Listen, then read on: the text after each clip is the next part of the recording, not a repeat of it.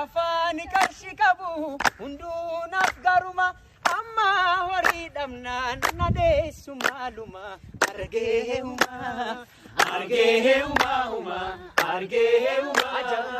Ansilla bagajena dema bundura yowan hamtu arge baketu bangura atakanam beine tidenta fuladura yodimu bagar dena profetu barra bakante henilale tenil bana korra ya rab የረጅም ጊዜ ምኞቴ ይሳካልኝ የቀን ለሊት ህልሜ እውን ይሁን ዘንድ አግዘኝ የኔ ጌታ ኢላሂ የደካማው የሰው ልጅ ሁሉ ብርቱ መደገፊያ ነህና ወደ ራስህ አስጠጋኝ ባንተ መወደድና ባንተ ዕውቅና ማግኘት የህልሜ ሁሉ ጣሪያ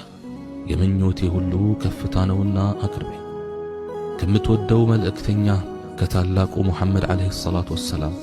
መጎራበትን እናፍቃለሁ ናፍቆቴ ይሳካልኝ ዘንድ እርዳኝ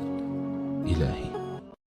wanni ati yeroo hedduu yaaddeemu korteesiif milkaa'uu baate kun carraa fokkataadha hin jedhin rabbii waan kana caaluun na jaalatee jira jedhi yaadi malee hawwiin tee urjii taate tarii rabbiin ji'aan si badhaasuun hedata ati hin beeytu malee laa taqratu min rahmatillah rabbii keetirraa garaa hin muratin rabbii keetirraa abdii guddaa qabaat qalbiidhaan rabbii kan kee bira jira wallaahi rabbiin rakkinaaf rakkoof gaddaaf gadadoo hedduu keessaa si baasisu ammallee ka'asiif achi isuma keessaa si baasuuf jiraata waan ta'e hubadhu rakkoon kamuu yeroo dhufu kan keetiin dhufu rakkoon jabaate hundi osoo humna kan keetirra kan caalessitti dhufu taate silaa atuu dandeettee injifattee jalaa hin baatu hedduu namaatti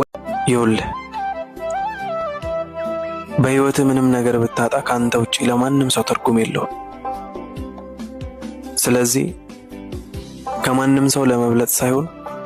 ከሰው እኩል ለመሆን ሞክር ያኔ ከሰው ህይወት ወጥተህ የራስህ ህይወት ይኖርሃል ከማንም ሰው አላንስም ያልክ ቀን ከሰው እኩል ትሆናለህ